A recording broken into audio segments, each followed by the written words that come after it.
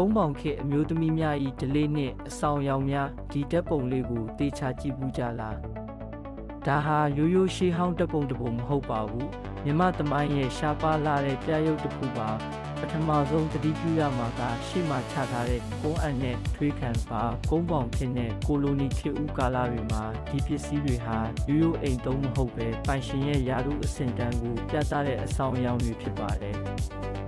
ဝတ်စားဆင်ရင်မှုကိုကြည့်မဲ့ဆိုရင်လည်းရင်ဖုံးအင်ကြီးလက်ရှိပေါ်မှာပဝါပါးကိုတက်ရက်စွာတင်ထားပါတယ်စပင်ကိုတိုးညက်ထားတာကဘာသာတရားကိုင်းဆိုင်တဲ့မင်းဆိုးရစာအတိုင်းဝိုင်းကအမျိုးသမီးကြီးတူဆိုတာကိုပေါ်လွင်စေပါတယ်လွန်ခဲ့တဲ့နှစ်တရာကျော်ကခန့်ထားခဲ့တဲ့မြမယဉ်ကျေးမှုကိုဒီပုံလေးတစ်ခုလေးနဲ့လေ့လာနိုင်ပါတယ်ဘ ഹു ခုတရရဲဆိုရင် like share လုပ်ဖို့မမေ့နဲ့နော်